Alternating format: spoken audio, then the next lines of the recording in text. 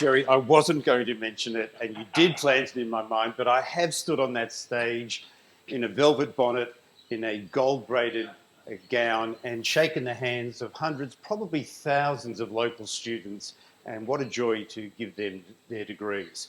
I would also like to acknowledge, not by name, but the really esteemed people in this audience, but really by their institutional foresight. There are people in this room who 10 or more years ago saw this prospect that we're now on the verge of bringing to a reality way, way before I did. I've been deeply involved in thinking about hydrogen and to some extent leading the discussion about it.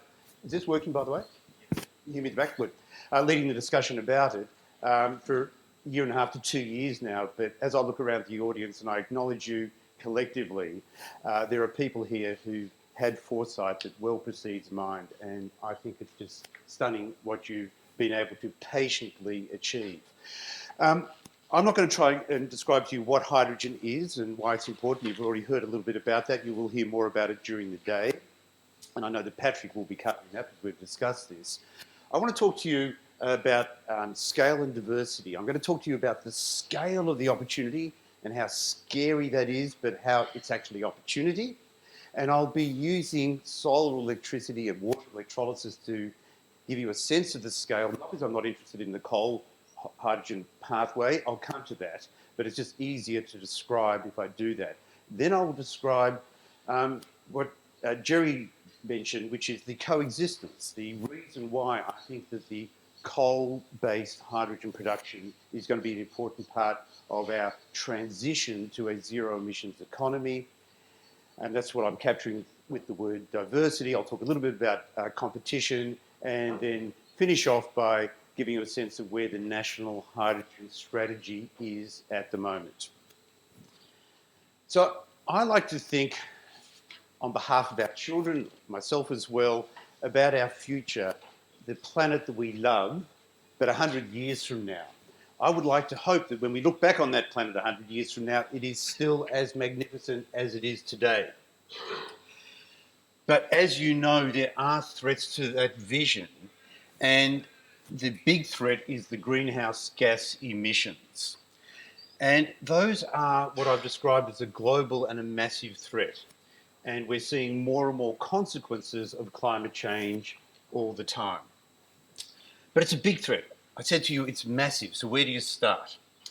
Well, what I've got up there is a pie chart showing, I don't have current data, but it hasn't really changed, from 2013, the global, not Australian, but the global mix of sources for greenhouse gas emissions. And you can see it's entirely dominated by energy generation.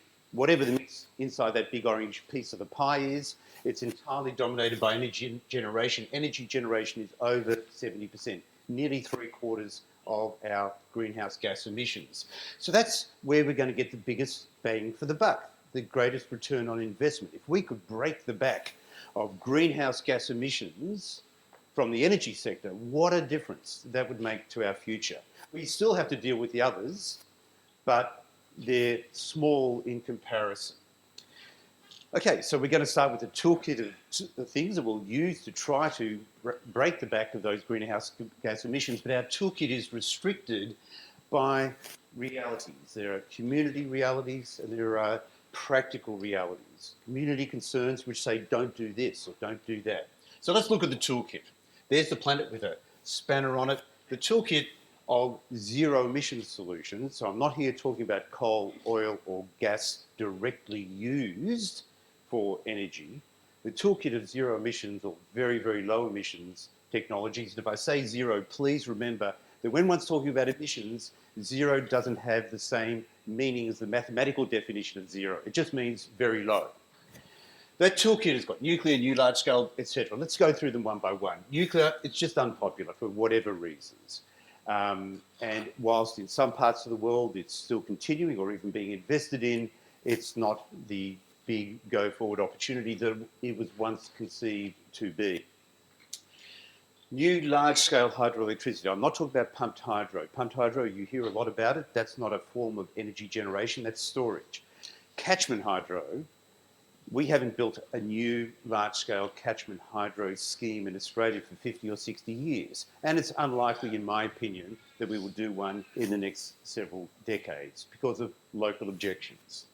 Biofuels, great, but, well, actually, they're not always great because you don't necessarily get a very good low emissions profile from biofuels. But even if you did, there's not enough land. So that's not going to be the solution. Geothermal, wave, and tidal, all wonderful, but then after 30 or 40 years of effort, never have they shown an ability to scale up to the kinds of levels that will make a difference. So that leaves two. It leaves solar and it leaves wind. Two sources of energy going forward into a zero emissions future, walking away from a half a dozen to a dozen sources of energy that are powering the planet at the moment. Okay, but we can do a lot of solar, we can do a lot of wind. There is no limit to the amount of sun that we can tap into, but it's a big job. Sounds easy, it's not. So now take that 72% of the pie and now look at the breakup of that 72% of the pie. And what you'll see, if you can see over the table, I'll read out the bottom numbers there. The big orange piece is the oil, coal, and gas. That's 81% of the energy that we use. And they're all fossil fuels with associated carbon dioxide byproducts. Then you've got other things we won't worry about. But right at the top, you'll see the little red piece of the pie. That piece there is the solar and wind cumulatively installed to the end of 2018.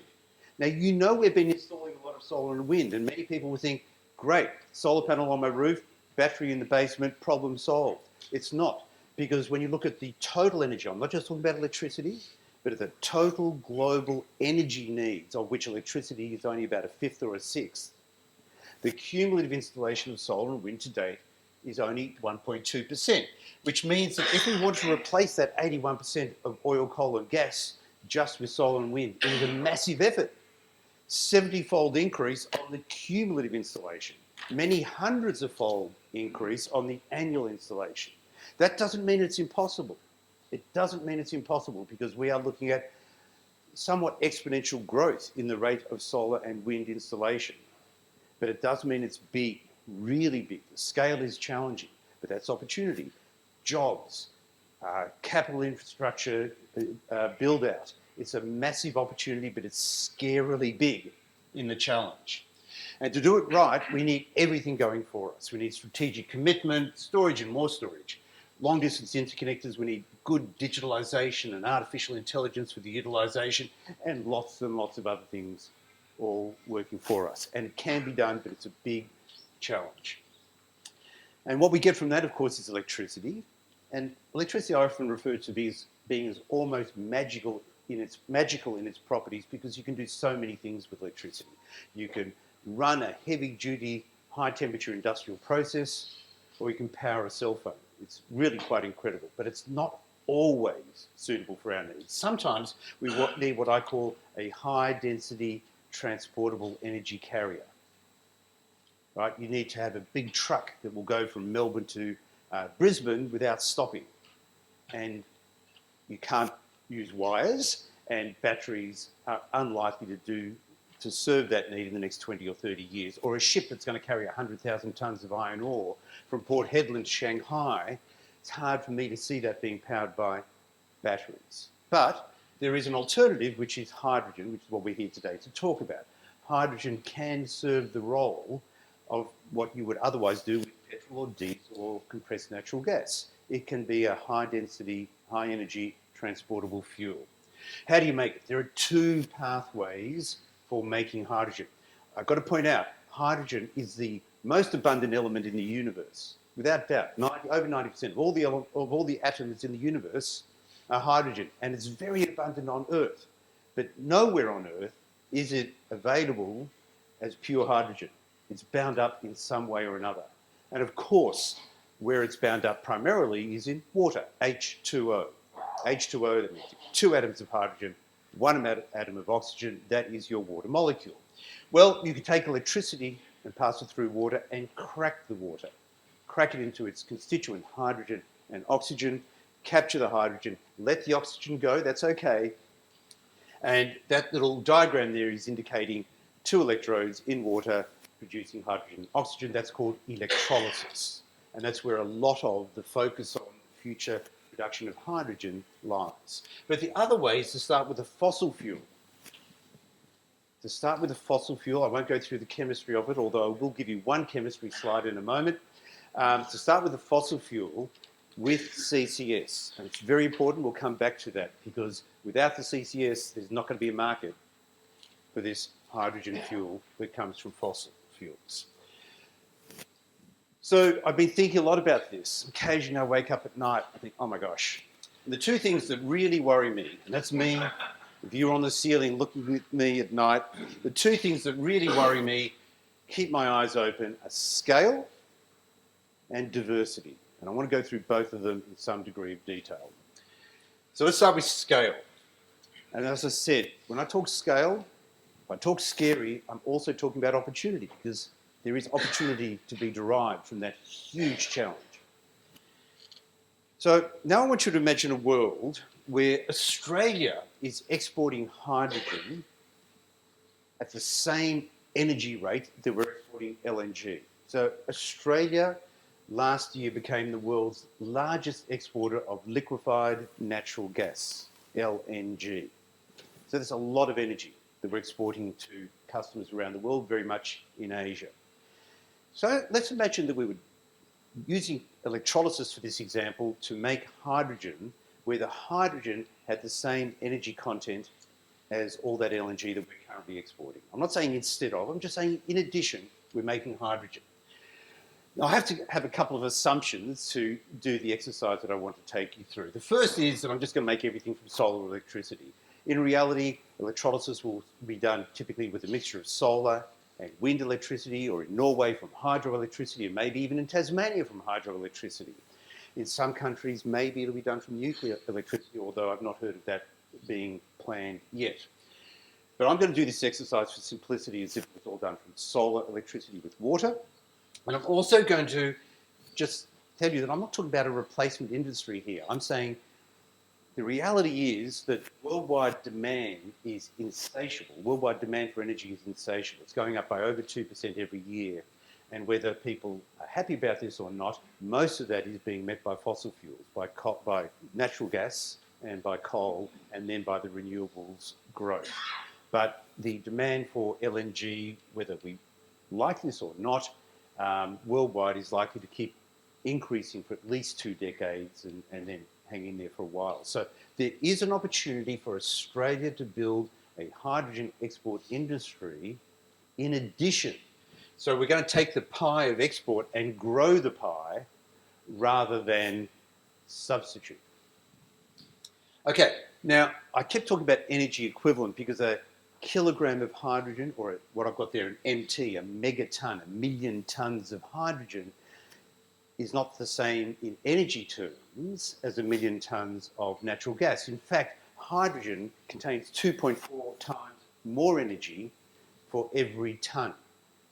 So Australia exports 70 million tonnes of LNG. We did in 2018, 70 million tonnes. The same energy could be done with 30 million tonnes of hydrogen. That doesn't make it easier, it just makes it different. Okay? So 30 million tonnes of hydrogen. To make that from solar, well, first, that 30 million tonnes has an embodied chemical energy. You can call it gigajoules, or you can call it terawatt hours. And if we're talking about electricity, the unit of energy is typically terawatt hours. So that bottle of 30 million tonnes of hydrogen for export has embodied chemical energy that we can reuse for transport or reuse somewhere else for generating electricity. That 30 megatonnes has 990 terawatt hours.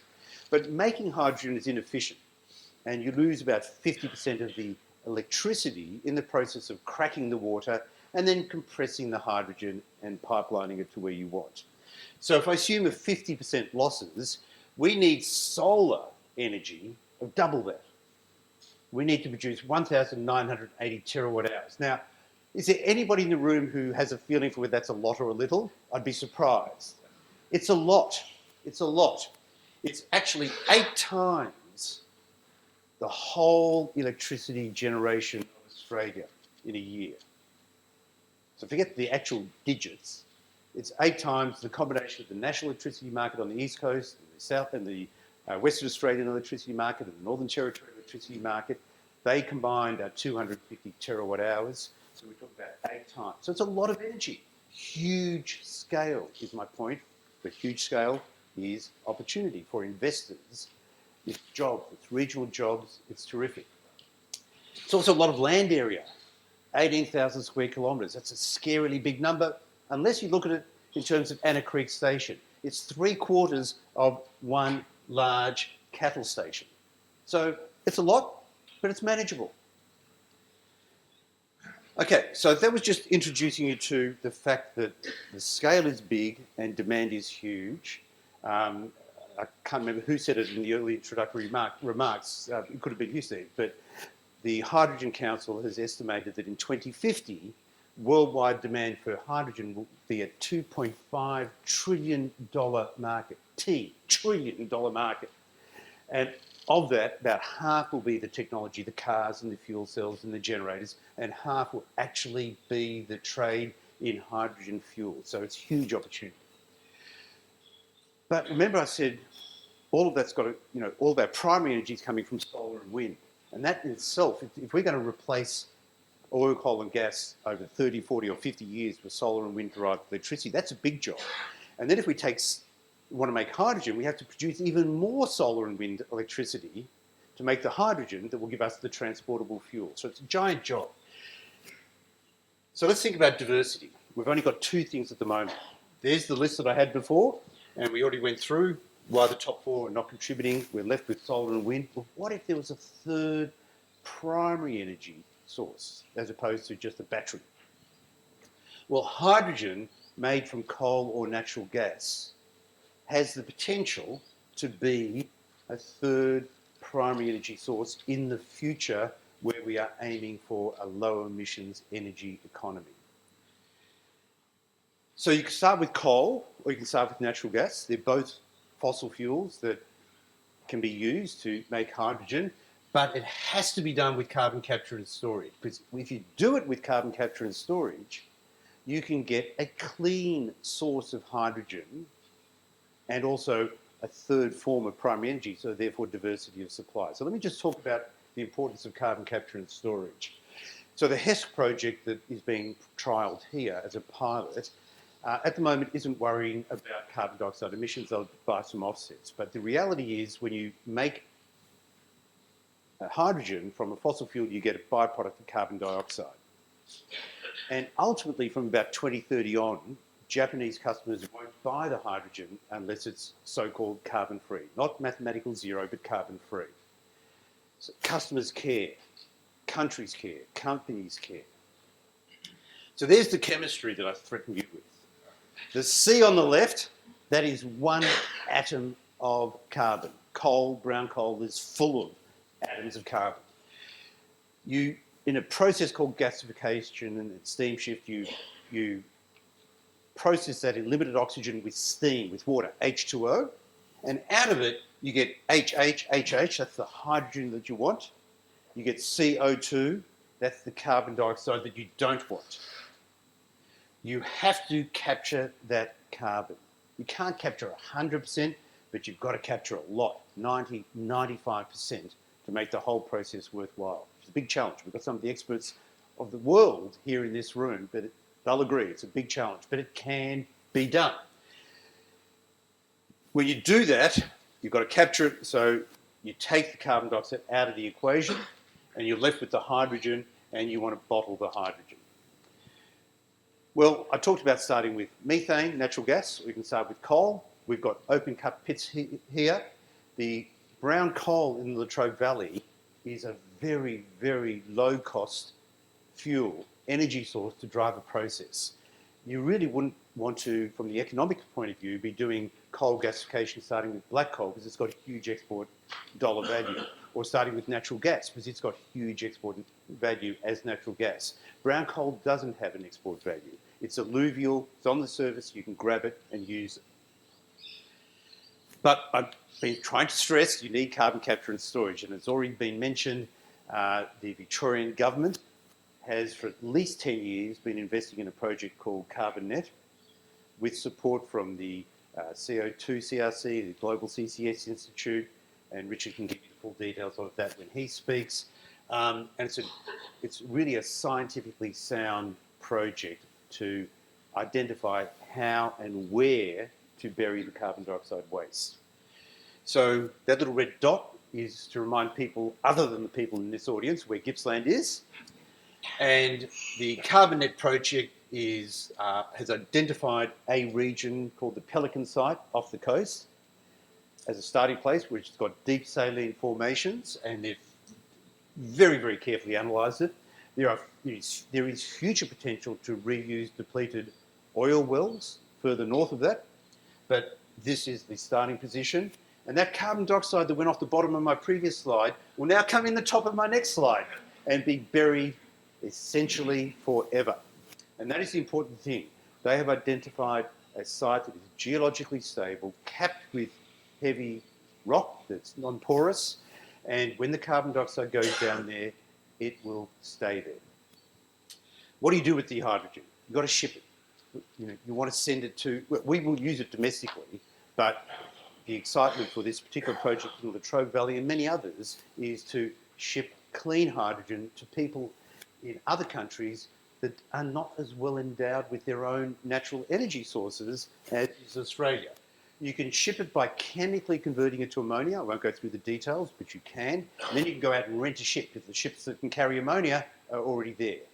The ideal way to ship it is to do a physical conversion from a gas to the liquid, just like we do with natural gas. You start off with natural gas as a gas, you liquefy it into LNG. If we can liquefy the hydrogen, we can ship it as liquefied hydrogen in its purest form. And that's what this project is looking at. Amongst the many partners, Kawasaki Heavy Industries is building at this moment the world's first large-scale, or maybe only, liquefied hydrogen carrier ship. And the idea is the hydrogen would be made here, go by pipeline to Hastings, where it would be liquefied and put onto a ship. And the sod turning or groundbreaking ceremony for that port in Hastings was about 3 weeks ago. And I and others were there. I'm the third one from the left, doing this sod turning exercise for the Port of Hastings liquefied hydrogen export terminal. So things are happening. It's early, but happening. So I've just been talking about the Latrobe Valley project, the hydrogen energy supply chain project, which is intended to prove several things, but at the very least, the production and logistics. Can we do it cost effectively? And the hypothesis that coal generation is the cheapest form of hydrogen production in the near to medium term. I think that it may turn out that it will stay with solar and wind electricity a low-cost form of production for the long term as well. But it's more than just cost, it's adding to diversity, and people don't normally think about this. It's important to have diversity in an energy supply. So even if hydrogen from fossil fuels 30 or 40 years from now is slightly more expensive with CCS than hydrogen from solar or wind electricity, it still adds value to the system, and I think the world will want to have it as part of its energy supply. Because it's not just a cost issue.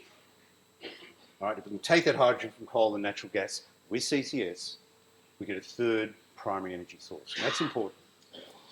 Okay, now hydrogen the concept of hydrogen for fuel has been around for a long time, and some people who've been doing this for 20 or 30 years say, okay, Alan, come on, what's different this time? Well, it is different.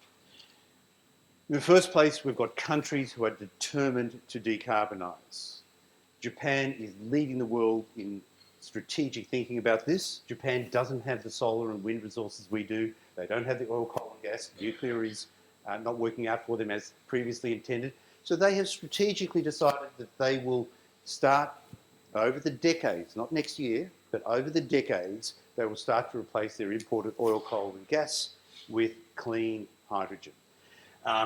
So China gets it, California gets it, South Korea gets it. There is external worldwide demand growing. The second of three reasons it's different this time is the lower cost of production. If you look at renewables, 10, 15 years ago, it was inconceivable to make a cost-competitive hydrogen fuel from renewables. It's still too expensive, but the trajectory is very favourable. The CCS cost profile, because of carbon and also because of the nature of making hydrogen, is much more attractive than what you might have heard when you've heard about CCS for electricity production. People tend to groan if I talk about CCS, because with electricity production, it does add a lot to the dollar cost per megawatt hour. But CCS for hydrogen in a project like the one here in the Latrobe Valley is likely to be cost competitive and quite practical. So the costs of producing are good. And the third thing is the cost of utilisation is improving. That little picture there is a gadget called a fuel cell. And fuel cells will be used in all transportation vehicles, all hydrogen transportation vehicles, and also for stationary electricity generation, all sorts of things. Some examples. The world's taking it seriously. That is an on-the-road big truck that can take 40 tonnes of cargo 2,000 kilometres, Melbourne to Brisbane, running on hydrogen. If that was a battery-powered truck, and I'm not denigrating battery-powered vehicles, I drive a battery-powered car, but if that was a battery-powered truck, it would be carrying 40 tonnes of batteries just to get itself there, but without any cargo. In Germany, they're driving French trains from the company called Alstom back and forth in regular use now. That is a hydrogen-powered train. In Japan, there are thousands of hydrogen cars on the road, and I saw a Toyota Mirai outside when I walked in. That's a Honda Clarity, and that's me refueling it at a hydrogen power station, hydrogen refueling station. They have those in Japan. And that's an artist drawing. Everything I've shown you till now has been real. That's an artist drawing of a ship that's likely to be launched later this year in San Francisco as a hydrogen-powered ferry. It's happening. There's a lot of discussion about, for our homes, for our shops, for our buildings, replacing the natural gas that is used for heating with hydrogen. And it turns out it's quite plausible to do that. And there are demonstration programs already underway in Adelaide and Sydney, so South Australia and New South Wales, to do this for several hundred houses at a time. All of this is an opportunity for Australia, whichever the mechanism is. We've got lots of solar, wind and land. Solar and wind without land doesn't work. Land without solar and wind doesn't work, but that combination is great. And we've got lots of natural gas and we've got lots of coal. And we can support different modalities of making hydrogen because beyond production, you've got to deal with the infrastructure, the piping and the refueling stations and the ports. So all of those will build the critical mass for us to build an industry. But other people get it too. Other people get it too. It's competitive, highly competitive.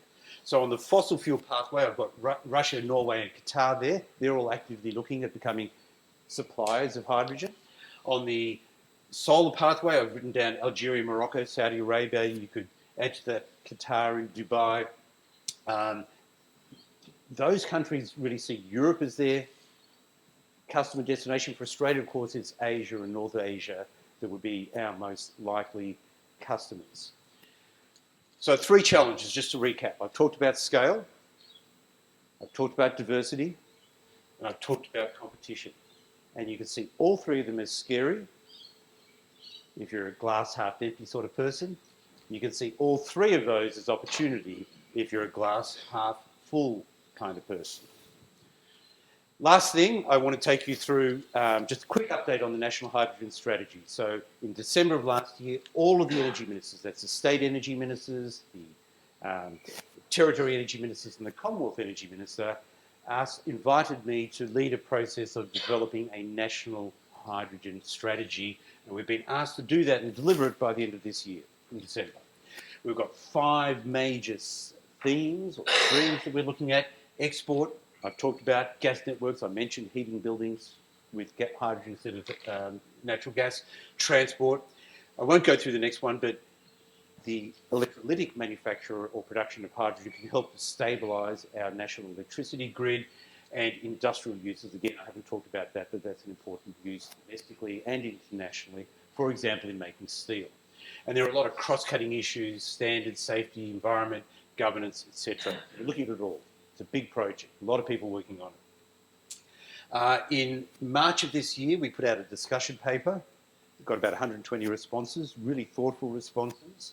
We worked with that, and then in July of this year, we put out a massive suite of 9 issues papers, and we gave people 4 weeks to respond to that. We got 70 responses, some of them like 30-page reports that I'm thinking about just handing that in instead of our report because they were so thoughtful in terms of their responses to our issues papers questions. So we've got a lot of material, closed that on 28th of July. Now we're on the home straight.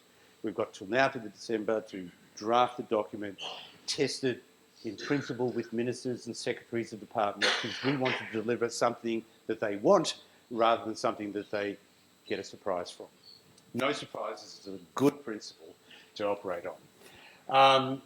What we're going to come up with is really a framework. It's really very difficult to say, listen, government, you should start a new industry in making hydrogen cars, or you should export 2 million tonnes of hydrogen in the next 10 years. We don't know what the international demand is guaranteed to be. We're not going to start up a brand new industry just to give an opportunity to hydrogen production. We want to create a framework that makes it easy for companies, states and territories working individually or as consortia.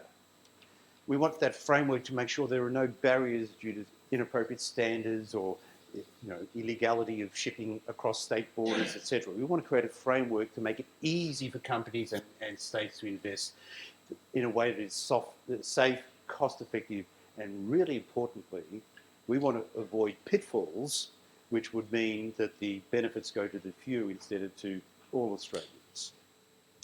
And I believe that if we can get it right, we will be able to see our planet in the future and it will still be magnificent. Thank you.